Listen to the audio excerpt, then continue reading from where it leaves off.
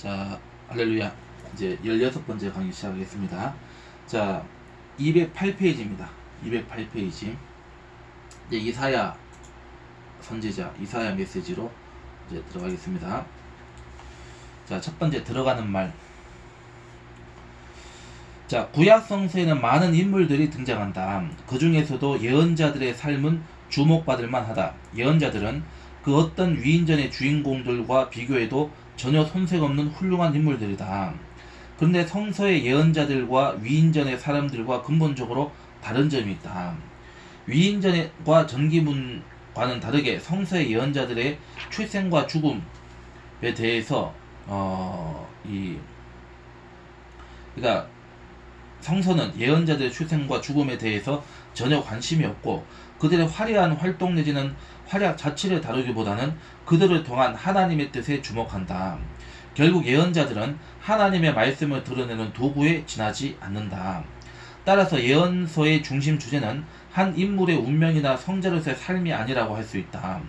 성서, 특히 예언서의 본래 의도가 한 인물의 일생을 일목요연하게 전달하는 것이 아니라 그를 통한 하나님의 의지 표명이기 때문에 성서에 등장하는 인물들, 특히 예언자들에 대하여 우리는 간접적인 정보만을 갖고 있는 셈이다.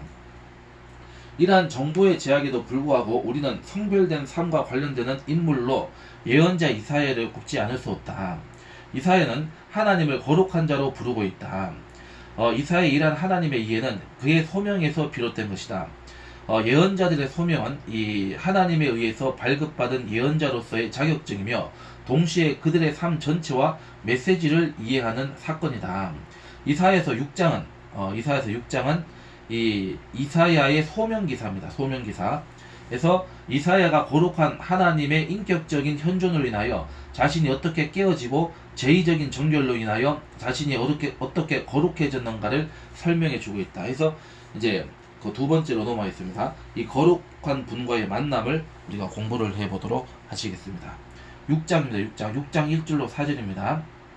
그러니까 이사야서 6장은 이제 이 하나님을 만나고 이사야가 이제 선지자로서 예언자로서의 소명을 받는 이 소명기사, 소명장이다. 이렇게 이제 우리가 보시면 되겠습니다. 자, 이제 209페이지입니다. 이사야는 예루살렘 성전에서 높은 보좌에 앉아 계신 하나님을 만났다. 이러한 만남은 황홀경의 상태에서 이루어진 것도 그렇다고 무의식의 상황에서 일어난 것도 아니다. 자기 의식을 갖고 있는 가운데에서 하나님을 만난 것이다. 하나님은 서랍들, 곧 하나님을 섬기는 영적 존재들로 둘러싸여 있다. 서랍들은 하나님에 대한 외경심으로 가득 차 그들의 날개로 얼굴과 부끄러운 곳과 여기에 나오는 발은 생식기를 가리키는 우회적 표현으로 해석을 하고 있습니다. 그래서 가린다. 밤낮으로 하나님을 섬기며 에워싸 보이는 천사들, 서랍들조차도 하나님의 얼굴을 볼 수 없고 보아서는 안 된다. 이와 같은 천사의 행위는 하나님과 모든 피조물 사이에 한없는 간격을 강조하며 이사야에게 하나님의 거룩성을 암시해준다. 거룩하다 라는 세 번 반복된 소리는 지고의 거룩성이 하나님으로부터 비롯되었음을 강조하고 있다. 하나님은 인간이 스스로의 힘으로 도달할 수 없는 전적인 타자이고 인간으로부터 멀리 떨어져 있고 인간에게 무시무시한 분으로 존속되는 전적인 타자이다. 이렇게 거룩한 분을 이사야가 만난 것이다. 그러니까 어느 시점에 만났는가도 사실은 굉장히 그 포인트가 됩니다. 우리가 잠깐 그 성경을 잠깐 보겠습니다. 이사야서 6장을 한번 봅시다. 자, 이사야서 6장에 이사야서 1장에는 어떤 인물의 죽음에 대한 언급이 나와 있죠. 자, 우시야 왕이 죽던 해에, 자, 우시야 왕이 누구죠? 우시야 왕이 누굽니까? 그렇죠. 이 우시야 왕이라고 하는 사람은 이 이스라엘 역사에 있어서 하나님의 신앙을 회복하고 야훼 신앙을 다시금 이스라엘 백성들에게 관철시켰던 그 대표적인 야훼 보시기에 선한 왕 중에 한 사람입니다. 그러니까 종교 개혁을 행한 왕이었던 사람이에요. 근데 이 사람이 죽었다라고 하는 것은 쉽게 얘기해서 많은 이제 그 깨어있는 그 하나님에 대한 믿음이 깨어있는 사람들의 입장에서는 이게 큰일 났다. 어떡하지? 이제 저 왕이 죽었으면 그 다음 왕이 과연 제대로 할 수 있을까? 과연 누가 왕이 될 수 있을까 이런 생각도 했을 것이고, 그러니까 이 야훼 신앙을 개혁하는 이 개혁의 정책들이 과연 후퇴하지 않을까. 그러면 또다시 지금 이스라엘은 이 이스라엘 백성들, 이 유다 왕국 백성들은 어떻게 될 것인가, 이런 절망적 상황에 지금 이제 빠져 있는 그런 상황이라고 하는 거죠. 그래서 그 우시아 왕이 죽어서 정말 백성들의 슬픔과 이러한 이 하나님의 사람들의 어떤 그런 이 이제 우려가 지금 교차되고 있는 이런 그 시기에 지금 이제 하나님께서 지금 그 이사야의 영을 성령의 이끌림을 받아서 하나님의 나라로 인도해서 하나님의 보좌 앞에 서게 했다, 이렇게 이제 해석할 수가 있는 거죠. 자, 그럼 본문으로 다시 이제 돌아오겠습니다. 본문으로 돌아와서, 자, 그래서 이제 그 세 번째 내용입니다. 세 번째로 넘어가겠습니다. 자, 부정함을 이제 자기가 이제 고백을 하게 되죠. 자, 부정함 고백을 하게 되죠. 210페이지입니다. 210페이지. 자, 6장 5절의 말씀이죠. 독일의 종교학자 루돌프 오토는 1917년에 출판한 그의 기념비를 줘서 이 거룩성, 이 성에서, 이 성결할 성자입니다. 이 성에서 인간과 성스러운 것과의 만남을 통하여 인간에 일어나는 반응을 두 가지로 정리하였다. 그 하나는 매혹의 신비이고 또 다른 하나는 두려움의 신비이다. 이것은 종교 현상을 올바르고 통찰력 있게 간파하는 것으로 보인다. 이러한 성의 개념, 거룩함의 개념에 우리가 믿는 하나님을 대치시켜도 무방해 보인다. 하나님은 거룩한 존재죠. 하나님은 거룩한 것 자체이죠. 다시 말해서 하나님을 만나면 매혹과 두려움을 동시에 경험한다는 것이다. 이것에 대한 좋은 예로 이 모세의 소명 체험을 들 수 있다. 모세는 호렙산에서 현현하신 하나님에게 매혹되어 떨기나무 불꽃으로 가까이 접근하였다. 내가 돌이켜 가서 이 큰 광경을 보리라. 떨기나무가 어찌하여 타지 아니하는고. 그러나 그는 곧 두려움에 쌓여 그 얼굴을 가리게 된다. 즉 사람은 하나님과의 만남을 통하여 매혹과 두려움을 동시에 경험하게 된다. 이 점은 이 본문에서 등장하는 스랍들의 태도에서도 잘 나타난다. 스랍들은 이 보좌하는 천사들이죠. 스랍들은 이 하나님에게 매혹되어 하나님 곁을 날아다니며 그분을 찬송한다. 그러나 동시에 하나님에 대한 두려움으로 날개들로 자신의 얼굴과 발을 가리기도 한다. 이사야는 거룩한 이 분과의 인격적 만남을 통하여 두려움에 휩싸여서 스스로의 부정함을 자각하고 다음과 같이 고백하게 된다. 자, 이사야서 6장 5절에서 이게 이사야의 고백이 나오죠.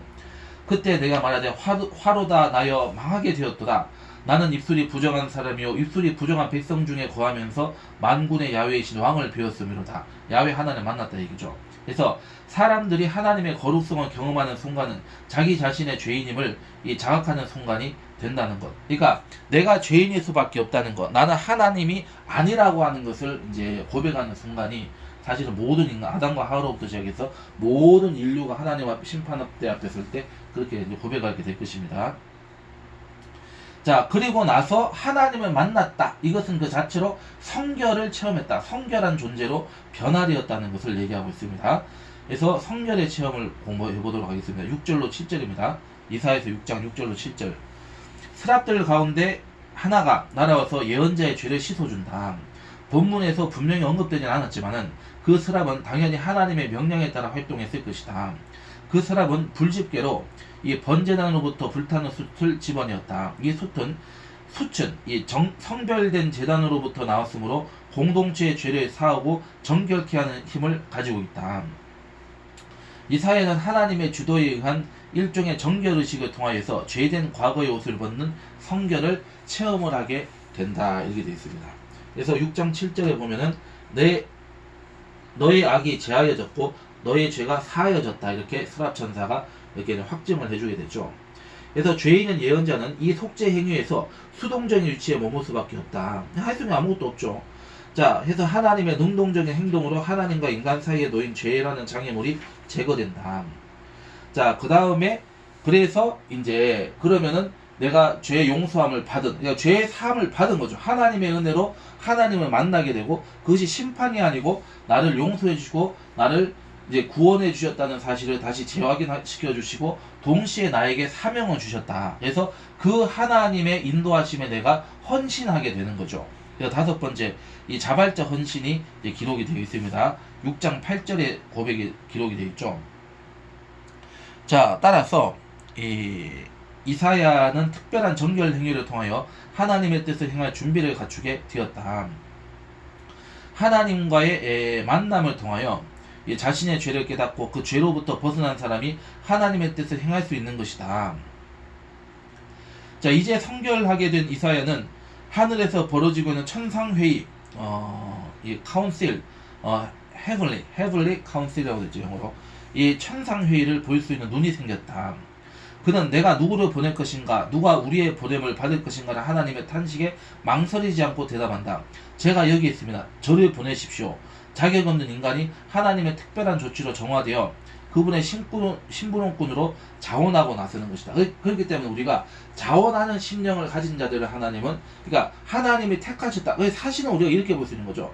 지금 하나님 앞에 누구도 설 수가 없다. 어떤 누구도 설 수 없다, 인간은. 그렇지만은 지금 자기가 하나님 앞에 지금 이렇게 인도함을 받아서 섰다라고 하는 것은 뭐예요? 뭘 의미하는 거예요? 지금 이건 뭘 얘기하는 거죠? 그 자체가, 그러니까 이사야를 하나님이 하나님의 선지자로 택하셔서 하나님께서 불렀다는 것을 얘기하는 거죠. 그러니까 쉽게 해서 합격 통보를 직접 하시는 사건이다, 이렇게 우리가 볼 수가 있는 것이죠. 그러니까 당연히 내가 지금 하나님이 나한테 일을 맡기시려고 하는구나, 이거는 이제 그래서 내가 하겠다, 그런 이제 자원하는 마음이 이제 생겨나게 됐다, 이렇게 해석할 수가 있는 것입니다. 자, 그런데 우리가 이것도 우리가 이제 비교한다면은 이 대답, 예레미야의 사례하고 또 비교할 수가 있다. 자, 이 대답은 예레미야가 소명을 받을 때 대답한 말과 큰 대조를 이룬다. 예레미야의 대답은 어리다는 이유로, 핑계로 하나님이 그에게 부여한 과제를 벗어나려고 한다. 예레미야는 이렇게 얘기했습니다. 예레미야서 1장 6절에 보면은 슬프도소이다 주 야훼여 보소서 나는 아이라 말할 줄을 알지 못하나이다, 이렇게 얘기하고 있어요. 그리고 모세도 사실은, 모세도 그러니까 거부를 하잖아요. 끝까지 거부하잖아. 9번은 거부하잖아요. 그러니까 부담스러운 거죠. 부담스러운 건데 우리가 그럼에도 불구하고 하나님 앞에 순종한다라고 하는 것은 결국은 우리가 그 순종을 통해서 우리의 믿음을 하나님께서 받아주셨다는 것을 확인하는 것도 된다는 것을 생각해야 되는 거죠. 근데 그것은 이제 사람마다 또 처지마다 조금 다를 수 있다, 이것을 얘기하는 것이죠. 자, 어쨌든 이와는 대조적으로 이사야는 그에게 직접 요구된 적이 없었던 물음에도 기꺼이 복종할 준비가 되어 있다. 그는 이제 성결인이 되었다. 성결인은 하나님의 일에 자발적으로 참여한다. 그리고 헌신한다. 동시에 자신에게 주어진 하나님의 일 자체를 받을 자격도 없는 자에게 임한 하나님의 은총으로 여긴다. 이사야는 소명을 하나님의 죄인 인간에게 부여하신 무상의 은혜로 받아들인 것이다. 우리가 하나님의 일을 섬기는 자세가 이러해야 된다는 것을 얘기하고 있는 것이죠. 그런데 여섯 번째. 근데 이 실패할 임무라고 하는 사실을 얘기하고 있습니다. 이사야서 6장 9절로 11절입니다. 그 무슨 얘기냐 한번 보죠. 자, 자발적으로 헌신한 성결인 이사야에게 주어진 과제는 보통 사람들의 상식을 뛰어넘는다. 자, 6장 9절로 10절을 보겠습니다. 야훼께서 이르시되 가서 이 백성이 이르기는 너희가 듣기는 들어도 깨닫지 못할 것이요 보기는 보아도 알지 못하리라 하여 이 백성의 마음을 둔하게 하며 그들의 귀가 막히고 그들의 눈이 감기게 하라. 염려하건대 그들의 눈으로 보고 귀로 듣고 마음으로 깨닫고 다시 돌아와 고침을 받을까 하노라. 이렇게 하나님이 말씀을 하는 거죠. 쉽게 얘기해서 이사야가 하나님의 말씀, 하나님의 이제 그 계시를 받고 예언을 받아서 선포한다고 해가지고 그 요나 선지자처럼 뭔가 40의 니느웨가 망한다, 그런 악담과 저주를 퍼부어냈는데도 하나님 역사가 일어났죠. 즉각적으로 하나님 역사가 일어났잖아요. 막 어마어마하게 일어났잖아요. 그렇게 되지 않는다는 거예요, 지금. 그러니까 하나님이 그렇게 만드실 것이다. 그렇지만 너는 가서 해라, 이거예요. 그러니까 솔직히 말해서 인간적으로 봤을 때 이사야의 입장에서 얼마나 지치겠어요. 사실은 이사야의 어떤 이 심정보다 에레미야의 이 심정이 어떻게 보면 인간적으로 더 이해될 수 있는 그런 부분이다, 이렇게 볼 수 있는 거죠. 하나님, 저는 못해요. 저는 그게 못합니다. 저는 그게 능력도 받지 못했고 저는 어린아이 같은 사람이고, 그러니까 이런 이제 얘기를 하는 거죠. 저는 못합니다. 왜냐하면 그게 얼마나 지금 그게 가시밭길이고, 그게 지금 내가 어떤 지금 이 땅에서의 삶이 내가 어떤 대접을 받고 어떤 취급을 당할지 자기는 알고 있기 때문에 할 수가 없는 거죠. 자기 아버지가 그래 모함을 당하고 쫓겨나고 이 험한 세상, 자기가 지금 지금 이 세상에 대한 어떤 그 울분이 지금 있는데 어떻게 그들에게 가서 회개를 촉구하고 하나님께로 돌아오라는 얘기를 할 수가 있겠습니까? 또 하나님의 심판을 어떻게 얘기할 수 있겠어요? 이게 사실은 어떤 의미에서 다 그럴 수 있다는 거죠. 그렇지만은 그럼에도 불구하고 그 모든 것은 누가 이제 하시는 거다? 하나님이 하신다. 이거를 이제 믿고 나아가야 된다 얘기죠.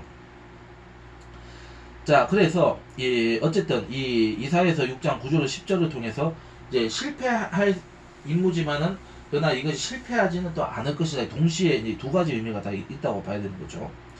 이 구절은 이 예언자의 선포의 내용이라기보다는 그의 선포와 활동의 결과 내지는 영향이라고 할 수 있다.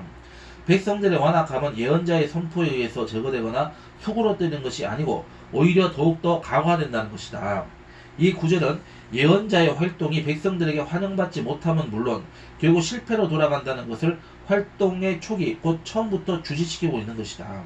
그러니까 낙담하고 낙심하지 마라. 미리 그렇게 하나님이 또 이렇게 위로해 주시는 부분도 있는 것 같아요. 성경인 이사야는 자신에게 주어진 임무가 앞으로 실패로 끝날 것이라는 것을 처음부터 인식하고 있음에도 불구하고 임무를 받아들인다. 그렇게 하는 것이 하나님의 뜻이기 때문이다. 이사야는 자신의 이익을 위하여 일하는 것이 아니다.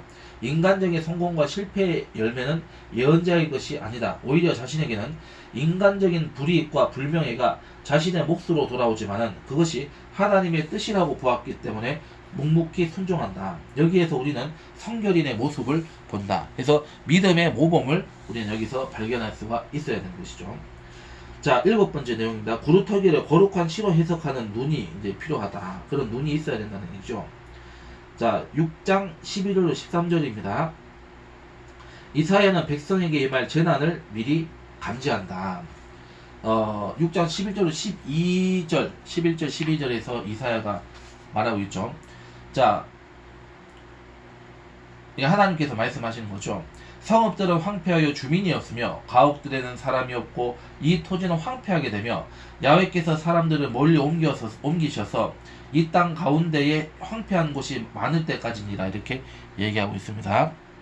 자, 성결인 이사야에게는 미래를 보는 눈이 있었다. 그 미래는 불행하게도 파국이요 멸망의 미래였다. 예언자는 연속되는 재난으로 인하여 그 땅에서 주민이 완전히 사라질 것이라고 예고한다. 드디어 멸망의 증거물로 뿌리만 남은 채 윗부분이 잘려버린 구루터기만 남는다. 구루터기는 절망의 상황을 대변해 주는 것이다. 그러나 이사야는 이 구루터기를 거룩한 시로 재해석을 한다. 6장 13절에서 거룩한 시가 이 땅의 구루터기니라. 그러니까 이 땅의 희망은 오직 하나님, 메시아 성령님만이 이 땅에 이제 이 땅을 거룩하게 하고 소망을 주시고 거룩한 씨가 되신다 이렇게 말씀하고 있습니다. 그래서 그는 하나님이 그의 백성과 더불어 이루어가는 하나님의 역사는 심판에 의해 끝나지 않는다는 것을 알았다.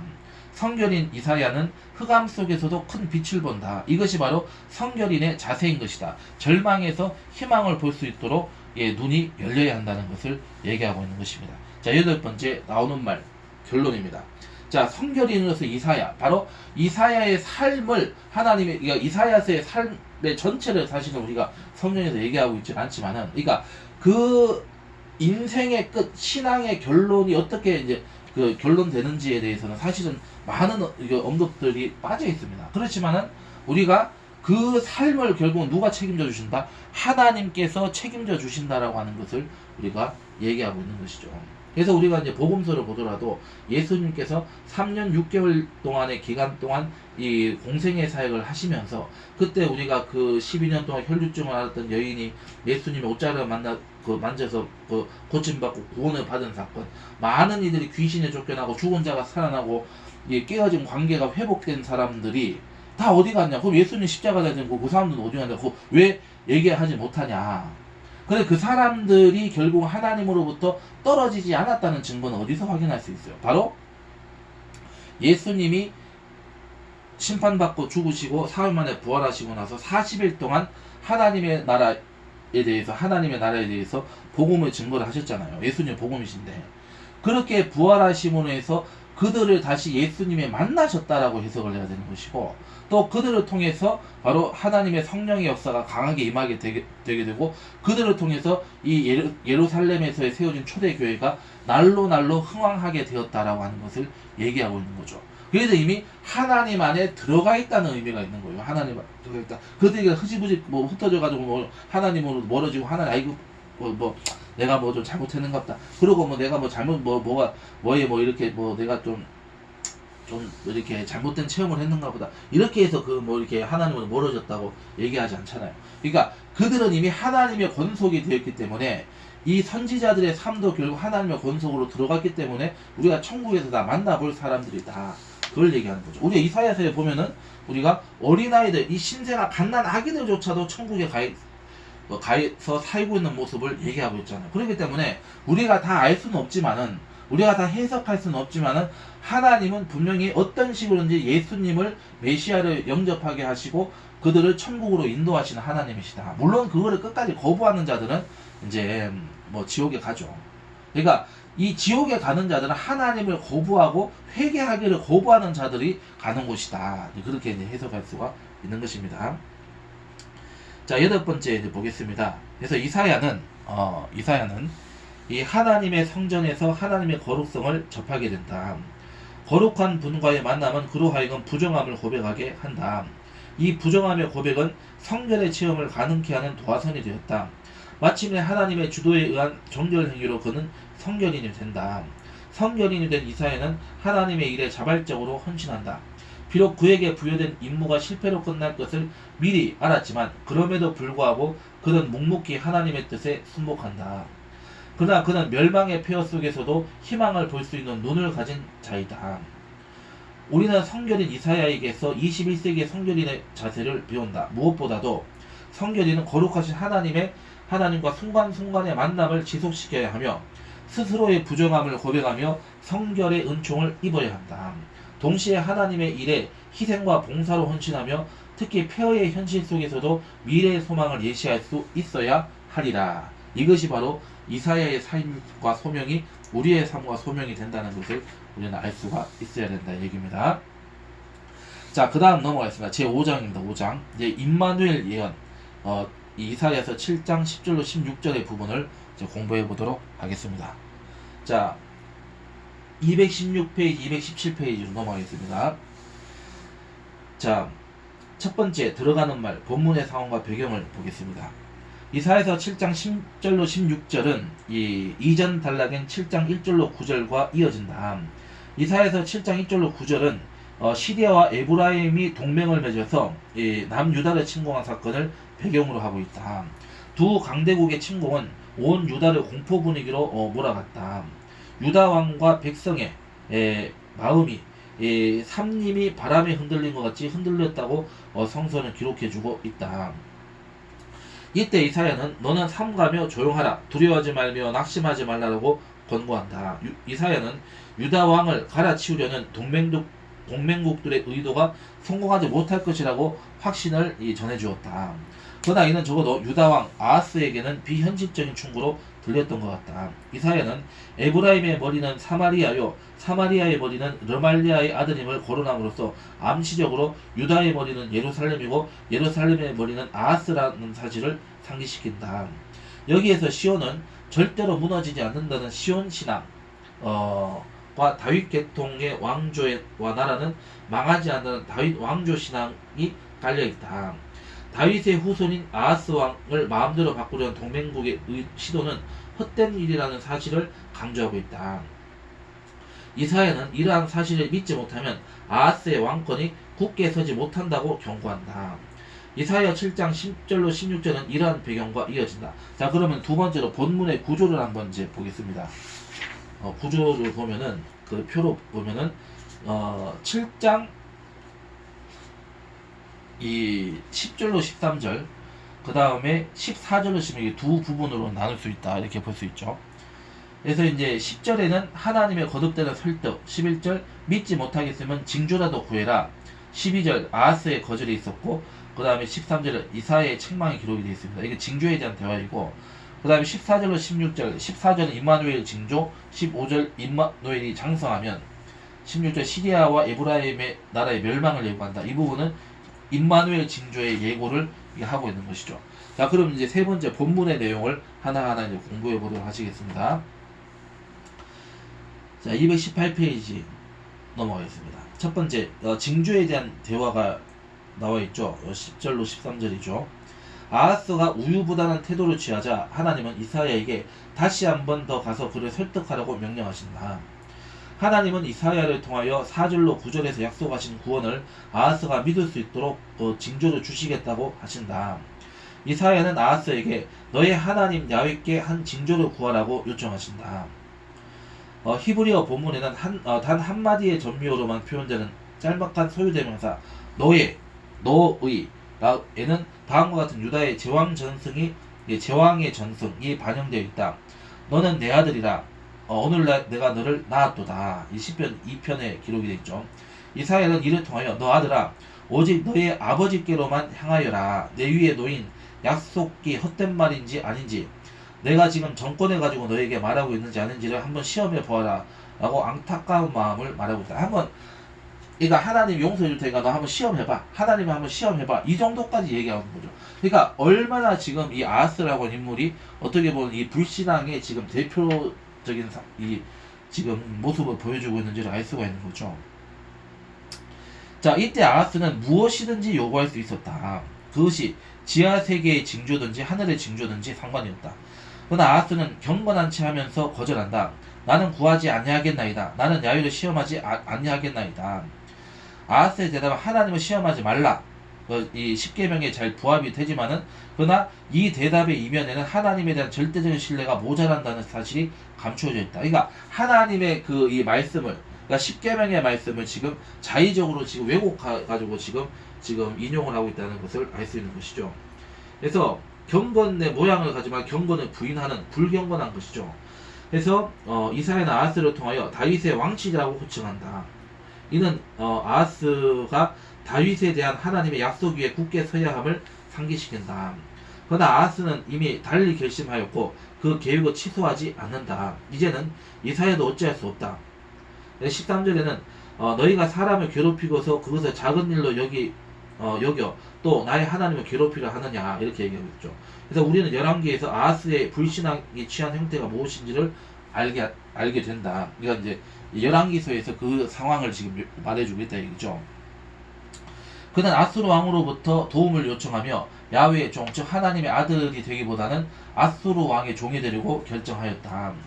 나는 왕의 신복이요 왕의 아들이라. 이제 아람 왕과 이스라엘 왕이 나를 치니 청하건대 올라와서 나를 그 손에서 구원하소서 이렇게 얘기하고 있습니다.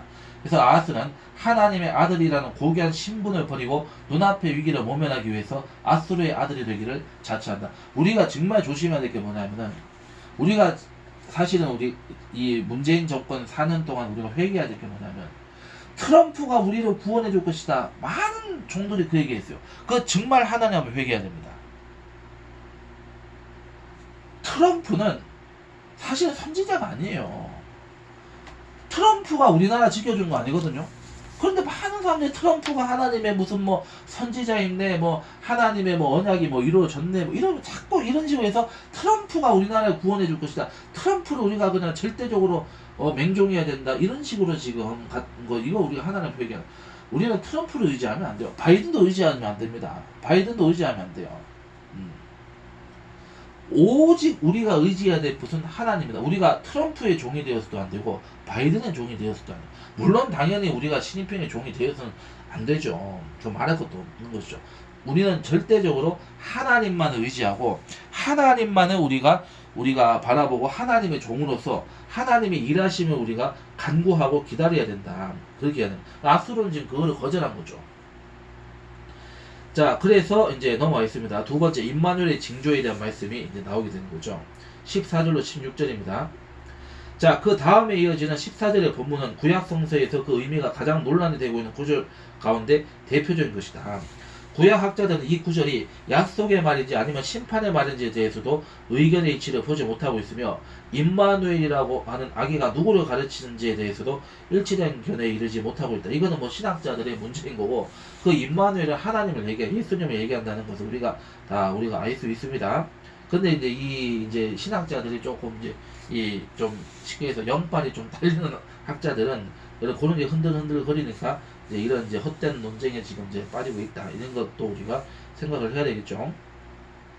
자, 본문으로 돌아와서 자, 먼저 아하스는 불신앙을 선택하였고 하나님의 약속에 대한 신뢰를 거부하였기에 이 구절은 아마도 아하스에게는 심판의 말로 간주되어야 한다. 아하스는 이사야의 경고대로 다윗의 약속 이래 아래 굳게 서지 않았기 때문에 그는 정령이 굳게 서지 못했을 것이다. 아하스가 당장의 적들인 동맹국의 공격을 아수르의 도움으로 막아낼 수는 있겠지만 결국 그 자신도 아수르의 손에 의해 멸망당하게 될 것이다. 야훼께서 에브라임이 유다를 떠날 때부터 당하여 보지 못할 날을 너 아하스 너와 내 백성 유다 백성과 내 아버지 집 다윗의 집에 임하게 하시리니 곧 아수르 왕이 오는 날이다. 그러니까 쉽게 얘기해서 아수르가 어떤 실수를 지금 범하고 있는지도 보여줘요. 지금 아수르가 개입해가지고 유다를 지금 칠 수 있는 구실을 지금 이 사람 주고 있는 거예요. 그러니까 이 사람이 얼마나 믿음이 없는 사람인가를 우리가 알 수 있는 거예요. 우리가 남의 나라에 손을 벌린다는 건 뭐예요? 결국 그 나라에게 코에 깨이는 거예요. 그러면 그 사람들 어떻게, 그 사람들은 뭘 요구하게 될 거란 말이죠. 그 나라에게 그 강대국이, 그 강자가 약자인데 뭘 요구하는, 결국 돈하고 충성하고 사람 보내달라, 완전 노예로 삼겠다는 것밖에 더 되냐고요. 그럼 그것도 거부한단 말이야. 거부하면 이제 공격하는 그런 지 어리석은 역사, 그거 없어도 될 역사거든요. 사실은 유다 왕국 역사가 없어도 되는 거예요. 왜 그 시대가 필요한 겁니까? 그거 하지 말라면 그것도 되는 거예요. 사실은 그 정치적으로 네가 의지하지 마라. 네가 정치적으로 생각하면 정치적으로 그럼 반드시 위기를 초래한다. 사실 그 메시지도 되는 거예요. 하나님만 의지해라 해서 이 문제는 지금 뭐 나라 간의 문제가 아니다. 지금 이거는 너희 문제도 아니다. 전쟁은 누구에게 속한 것이다? 야훼께 속한 것이기 때문에 그 속한 그 전쟁을 그 속한 분에게 맡겨라. 지금 그 얘기를 하는 거예요. 그리고 너는 지금 이 다윗의 후손이지 않고 다윗의 지금 혈통과 왕통을 너는 이언자로서 그 다윗의 언약과 지금 이 시온의 언약을 이 시온산 하나님의 거룩한 성소이자 도성인 예루살렘을 하나님이 버리시겠냐. 그러니까 너는 이 전쟁이 누구에게 속한 것이고 어떤 맥락의 전쟁인지 너는 알아야 된다는 것을 지금 하나님이, 그래서 하나님을 시험해보라고까지 얘기했잖아요. 다윗 언약의 근거와 시온의 근거를 통해서 반드시 하나님께서 너에게 응답해 주실 것이다까지 얘기를 했는데 그걸 못 믿어가지고, 근데 그거는 솔직히 말해서 우리가 또 아하스를 뭐라고 할 수만도 없는 게 사실은 그게 인간의 모습이에요. 우리 인간의 모습이에요.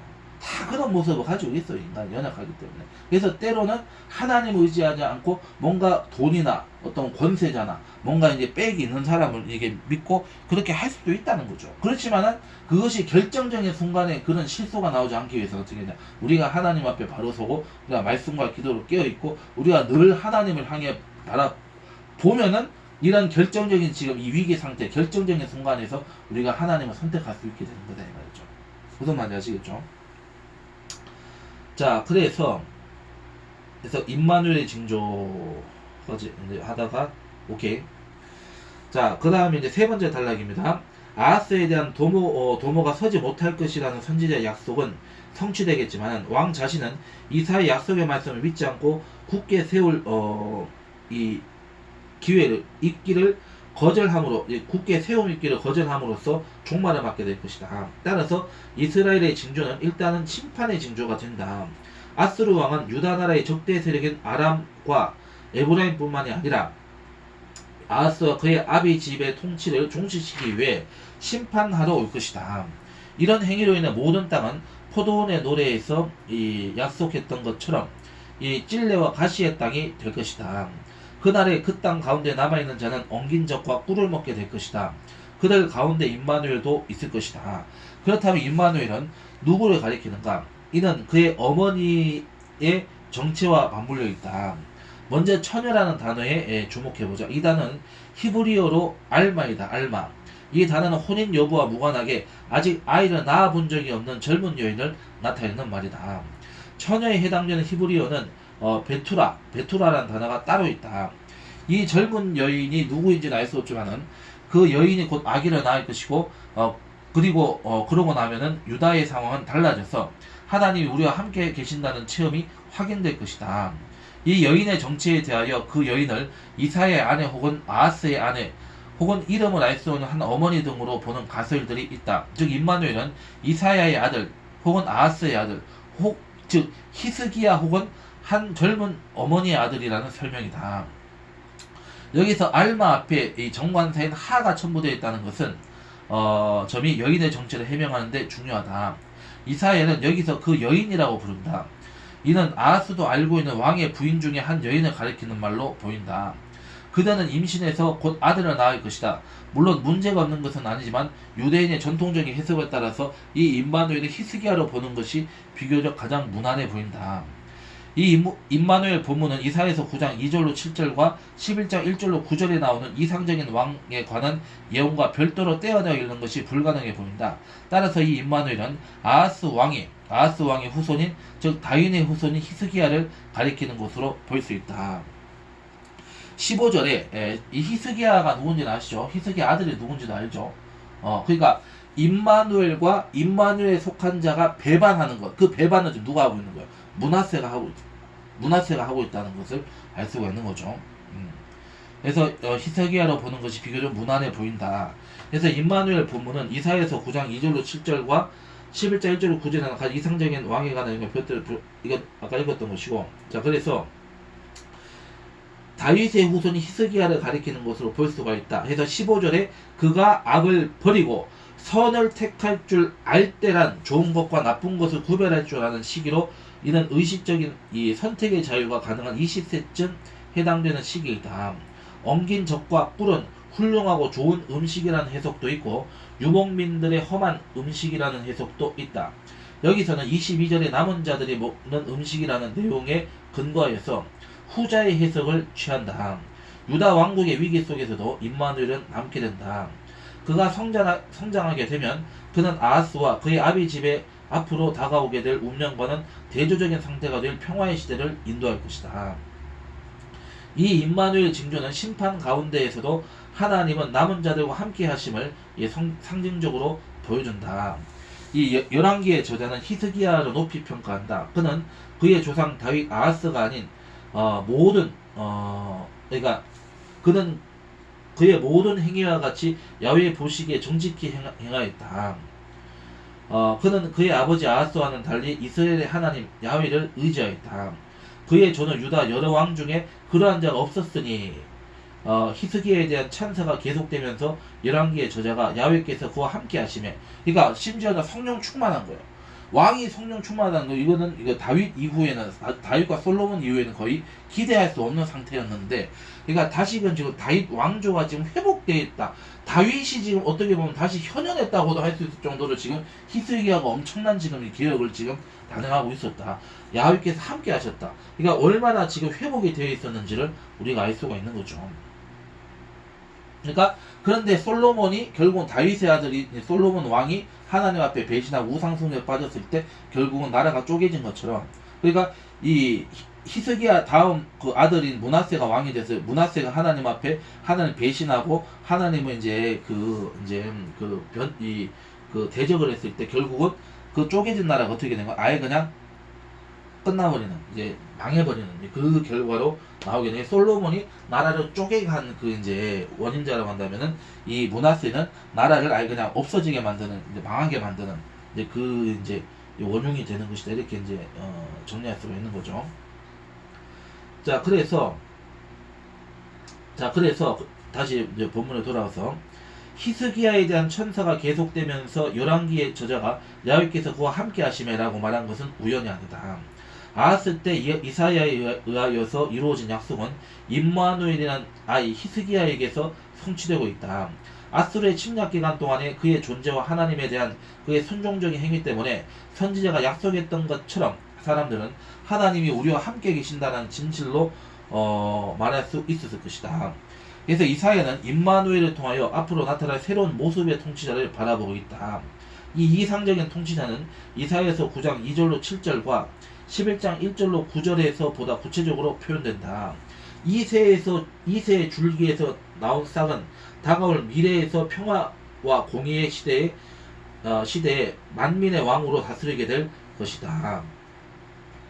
자, 이사야 11장 10절로 12절에 얘기하고 있죠. 그래서 임마누엘이라는 인물을 시작으로 기대되어 온 미래 이상적인 통치자는 유대인의 왕, 만민의 메시아인 나셀 예수라는 인물 속에서 완전히 성취된다. 예수님 바로 그분이다. 그러니까 이 선지자 그 침례 요한을 통해서 바로 이분이 바로 그분이다. 그리고 하나님께서 확증까지 해주시는. 그래서 침례를 받고 이제 성령이 비둘기같이 임하시고 이제 그 하늘이 열려서 이제 이는 이제 내 사랑하는 아들 기뻐하는 자다 이렇게 말씀을 하심으로 바로 그분이 예수님이라는 것을 이미 알게 되었다는 것이죠. 그런데 이 이사야 선지자에게 미리 말씀하셨던 것으로 보기는 보도 깨닫지 못할 것이요 들어도 듣지 못할 것이고 이제 이런 이제 어둠의 상태가 계속되게 되면서 결국은 이 하나님의 구원의 역사가 결국은 유대인에게서 이제 온 인류에게로 이방인에게로 확대되는 그 이제 역사가 이제 이어지게 되는. 그래서 그것을 이제 그 스타트 처음 시작을 이제 이제 그 사역을 하는 사역자가 누가 되는 거죠? 바로 바울이 되는 거죠. 바울이 되는 거죠. 그렇게 되는 것입니다. 자, 그래서 보라 처녀가 잉태하여 아들을 낳을 것이요 그 이름은 임마누엘 하리라 하셨으니 이를 번역하자면 하나님이 우리와 함께 계시다 함이라 이 말씀을 하시는 거죠. 이 말씀이 바로 예수님으로 가고 있다 이렇게 정리가 되죠. 자, 그 다음에 이제 네 번째 나오는 말 신학적 메시지를 보도록 하겠습니다. 자, 아하스 왕은 하나님의 함께 하심을 거절하고 세상 권력자인 아수르 왕의 함께 하심을 의지하였다. 하나님의 다윗 계통에서 왕위를 계속해서 이어지도록 해주신다는 약속을 이사야를 통해 누누이 강조를 해도 아하스는 끝내 이를 거부하고 만다. 겨우 아하스는 파국을 통고받는다. 그러나 임마누엘이라는 히스기야는 그의 아버지 아하스와는 다른 태도를 보인다. 그가 통치할 때 아수르의 사내림은 대군을 이끌고 유다를 공격하였다. 유다의 46개나 되는 성읍들은 불에 타서 초토화되었고 예루살렘은 포위당하여 함락을 앞두고 있었다. 이러한 상황에서 히스기야는 옷을 찢고 굵은 배를 입고 야훼의 전으로 가서 하나님의 도움을 구한다. 자신을 찾아온 이사야의 권고를 거절한 아하스와는 달리 히스기야는 이사야에게 사람을 보내어 하나님께 유다 백성들을 위하여 기도해 줄 것을 부탁한다. 하나님의 임마누엘의 도움으로 아수르의 대군은 퇴각한다. 하나님의 방법과 인간의 방법이 히스기야와 아하스를 통하여 분명하게 대조된다. 이 본문은 앞으로 오실 메시아에 대한 최초의 구약 예언 본문으로 보인다.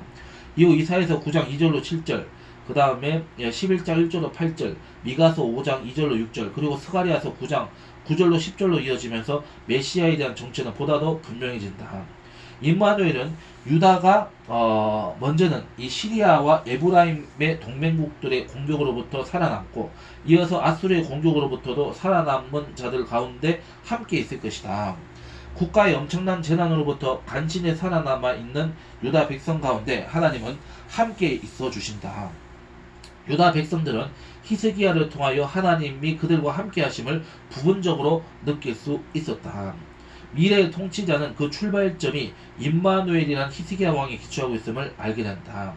미래의 이상적인 통치자에 대한 기대는 보다 구체화되면서 마침내 다윗의 후손인 예수 그리스도의 탄생으로 그 완성을 경험한다. 쉽게 얘기해서 이 히스기야로 바로 누구로 넘어가는 거지? 지금 예수님으로 넘어가고 예수 그리스도로 넘어가고 있다. 그러니까 문하세 시드기야 이제 잡것들은 다 이제 이제 삭제해버리고 리셋해버리고 이 히스기야에서 바로 예수님으로 넘어간다 이렇게 보시면 그 예수님이 오실 때까지의 그 500년의 그 침묵의 바로 그것을 설명해주고 있다. 왜?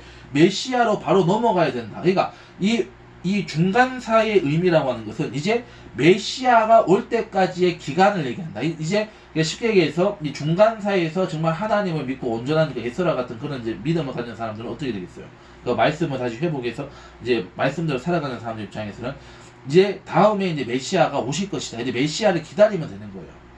그래서 이방의 동방박사들을 보내고 이렇게 이제 하는 것, 그 다음에 이제 침례 요한을 통해서 이렇게 이제 예수님을 증거하는 것, 그 모든 것이 바로 이제 그러한 하나님의 그런 인도하심이었다는 것을 생각을 하는 거죠. 자, 그래서 이 본문은 동정녀 탄생을 예언했다는 점에서만 가치가 있는 것이 아니라 메시아의 특성 가운데 하나가 임마누엘이라고 하는 사실을 밝혀주고 있다는 점에서도 가치가 있다. 하나님의 심판인 국가적 위기 속에서도 하나님은 함께 해주신다. 절대적인 위기를 가까스로 모면한 남은 자들 가운데 하나님은 임마누엘로 함께 하신다. 인생이 순풍에 돛을 단 것 같이 순항할 때만 하나님 함께 해주시는 것이 아니라 역풍을 만나 한치 앞을 예측할 수 없는 절대 위기 속에서도 하나님은 함께 해주신다는 것을 우리가 믿어야 되는 것이다, 이 얘기죠. 자, 그래서 오늘은 이제 호세아하고 이사야 선지자와 그 메시지, 신학적 메시지까지 우리가 영적인 메시지까지 공부를 했습니다. 다음 시간부터는 이제 에레미야로 이제 넘어가도록 하겠습니다. 자, 수고 많이 하셨습니다.